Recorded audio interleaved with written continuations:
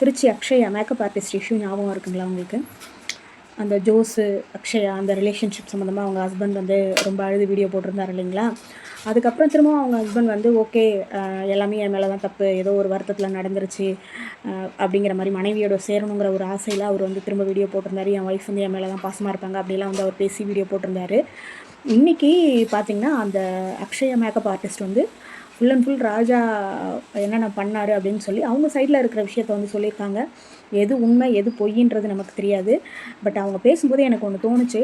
But அவங்க பேசுனதை ஃபுல்லாக கேட்டுட்டு வந்துடுங்க, பார்த்துட்டு வந்துடுங்க. அதுக்கப்புறம் உங்களுக்கு தோன்ற விஷயத்தையும் சொல்லுங்கள், எனக்கு தோன்ற விஷயத்தையும் நான் வந்து சொல்கிறேன். 10 நாள் பணம் அனுப்பாமல் திருப்பூரில் போய் ஒரு 6 மாதத்துக்கிட்ட பணம் அனுப்பாமல் உட்காந்துருந்தீங்களே, நைட்டு ஃபுல்லாக ஃபோன் ஸ்விட்ச் ஆஃப் ஆகிடும். 2024 ஜெயிலுக்கு போனேன். அதுலேருந்து தான் என் பொண்டாட்டிக்கு என்னை பிடிக்கலன்னு சொல்லுங்கள். ஜோஸ்ன்னு சொல்லாதீங்க. உங்க மேல அலிகேஷன் வைக்கிறதுக்கு என்கிட்ட 1000 காரணம் இருக்கு. ராஜா, நீங்க என்னை கல்யாணம் பண்ணதுலேருந்து எனக்கும் என் பிள்ளைக்கும் ஒண்ணு செலவு பண்ணது கிடையாது. கழுத்துல தாலி கூட இல்லை. என்னோட தாலி முதற்கொண்டு அடகுல இருக்கு. ராஜா, நீங்க ஜெயில வந்து வெளில வந்து 40 நாள் கையெழுத்து போட்டீங்க. சோறு கூட வழி இல்லைன்னு தாலியை முதற்கொண்டு அடகு வச்சேன். கொள்ளக்காட்டுல தான் அடகுல இருக்கு. இன்னும் திருப்பல. நம்ம உங்ககிட்ட படுத்த பாவத்துக்கு அந்த பொண்ணுங்களோட பேரும் வெளில வரும். என்ன நடந்தாலும் பரவாயில்ல. ஜெயிலுக்கு போனப்போ உங்களை ஒரு 2 லட்ச ரூபா கிட்ட நான் செலவு பண்ணி வெளியில எடுத்திருக்கேன். அந்த 1 கிராம் கூட நீங்க திருப்பி தரல, அதை வித்திருக்கேன். இது எல்லாத்தையுமே என் பொண்டாட்டி தான் எனக்கு சம்பாரிச்சு போட்டு பாத்துக்கிட்டா. பொண்டாட்டியவே நான் சந்தேகப்பட்டு அடிச்சேன், அதனால அவன் என்னை வெறுத்துட்டான்னு சொல்லுங்க. காலை உடைச்சாங்க, அதுக்கப்புறம் காட்டுக்குள்ள கூட்டு போய் வச்சு அடிச்சாங்க. அன்னைக்கு நைட்டு வீட்டுக்கு வந்து ராஜா கூட தான் நான் தூங்கிட்டு இருந்தேன். அடுத்த நாள் வந்து சம்பந்தமே இல்லாம மொட்டை அடிச்சாங்க. எனக்கு என்னைய மொட்டை அடிச்சாங்க அப்படிங்கறதெல்லாம் நான் ஒரு வார்த்தையால சொல்லிட்டேன்.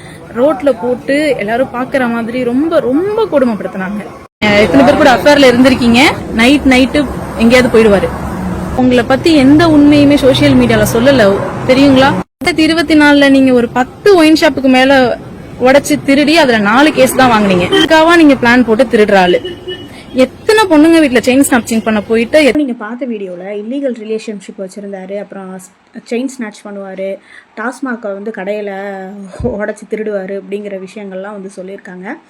அப்படி சொல்லியிருந்தாங்கன்னா கண்டிப்பாக வந்து கேஸ் அவர் மேலே இருக்கும். அது என்ன நிலவரங்கிறது நம்ம பக்கத்துல எல்லாம் நம்ம எதுவும் உண்மை நிலவரம் என்னன்றது தெரியாமல் பேசக்கூடாது. அடுத்தது அவர் பெரிய வந்து திருட, இவரை யாரும் நம்பாதீங்கன்னு இன்னொரு வீடியோ விட்டுருக்காங்க. அதையும் பார்த்துட்டு வந்துருங்க. வணக்கம் மக்களே, இவன் பெயர் தர்மராஜன். இடையாத்தி வெள்ளாளர் தெருவை சேர்ந்தவன். இருக்கக்கூடிய வீடுகளின் பின் கழிவறை அமைக்கப்பட்டிருக்க வீடுகளில் குறிவைத்து அந்த வீட்டில் உள்ள பெண்களை அடித்து இரவு நேரங்களில் நகைகள் பறிப்பது, கோயில் உண்டியல்களை உடைப்பது, ஒயின் ஷாப்களை உடைப்பது செயல்களில் ஈடுபட்டு வர்றான். ஸோ அந்த பகுதிகளில் உள்ள மக்களுக்கு இதை ஷேர் பண்ணுங்க. தனியாக இருக்க பெண்களுக்கு ரொம்ப யூஸ்ஃபுல்லாக இருக்கும். பேசுகிறத நல்லா கவனிச்சிங்களா? இப்போ இவங்க கணவன் மனைவியோட விஷயம் வந்து பொதுவெளிக்கு வந்துருச்சு.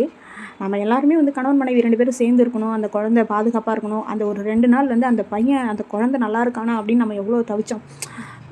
அந்த பையன் நல்லா இருக்கான் அப்படின்னு தெரிஞ்சோடனே தான் நம்ம வந்து சந்தோஷப்பட்டோம். நம்ம ரத்த உறவுலாம் கிடையாது. சோஷியல் மீடியாவில் வந்ததுனால நம்ம அவங்களுக்காக நம்ம வந்து 1 நாள் 2 நாள் ப்ரே பண்ணியிருக்கோம். அந்த குழந்தை அந்த குடும்பம் நல்லா இருக்கணும் அப்படின்னு சொல்லிட்டு அந்த பேஸ் பண்ணி தான் நானும் ப்ரே பண்ணேன், அந்த பையனுக்கு எதுவும் ஆகக்கூடாதுன்னு. அதை பேஸ் பண்ணி தான் நான் வந்து இந்த வீடியோ வந்து போட்டிருக்கேன். மற்றபடி அவங்க குடும்ப விஷயத்தெல்லாம் நம்ம வந்து பேசணும் அப்படின்ற எந்த அவசியமும் எனக்கு வந்து கிடையாது. இவங்க பேசும்போது என்ன எனக்கு தோணுச்சு அப்படின்னா, இவங்களுக்கு வந்து அவங்க புருஷன் கூட ராஜா கூட சேர்ந்து வாழணுங்கிற எண்ணம் ஒரு கடுகளவு கூட கிடையாது.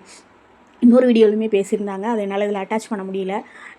என்னை வந்து தொந்தரவு பண்ணுறாரு, நான் வந்து அவர் வேணான்னு சொல்லிவிட்டு என் பையனோட நான் வந்து இருக்கேன் அப்படின்ற மாதிரி பேசியிருந்தாங்க.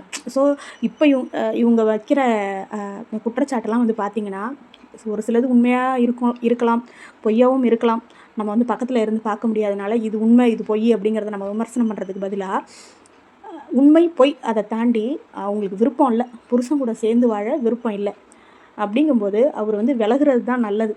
அவர் நல்லவராகவும் இருந்திருக்கலாம், இவங்க மேலே தப்பு இருந்ததாகவும் இருக்கலாம், இல்லை அவர் மேலே தப்பு இருந்ததாகவும் இருக்கலாம். அதெல்லாம் டிஸ்கஷனுக்கு அப்பாற்பட்டு இவங்களுக்கு சுத்தமாக வந்து அந்த கணவன் கூட சேர்ந்து வாழ விருப்பம் இல்லை அப்படிங்கிறது அவங்க எப்படி பேசியிருக்காங்கங்கிறது நம்ம எல்லாருக்குமே தெரியுது. அப்படிங்கும்போது அவர் வந்து விட்டு பிரிகிறது தான் நல்லது.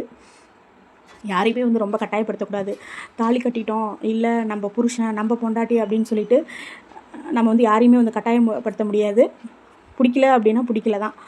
டிவோர்ஸ் பண்ணுறது ரொம்ப கஷ்டம் தான். ஆனால் இப்படி வேண்டாம் அப்படின்னு முடிவு பண்ணவங்கள நம்ம எவ்வளோ சேர்க்கணும்னு முடிவு பண்ணாலும் அவங்க வந்து இருக்க மாட்டாங்க. ஸோ அவர் வந்து ஃபேமிலியோடு சேரணும் அப்படின்ற மாதிரி தான் அவர் வந்து பேசியிருந்தார். அதுக்கெலாம் வந்து வாய்ப்பு இருக்காது. இவங்க வந்து இவ்வளோ ஸ்ட்ராங்காக வந்து இருக்காங்க. இன்னும் என்னென்ன குற்றச்சாட்டுலாம் சொல்லலாம் அப்படிங்கிற மாதிரி தான் இருக்காங்க. ரொம்ப கஷ்டம். இதை பற்றின உங்களோட கருத்துக்களை கமெண்ட் பண்ணுங்கள்.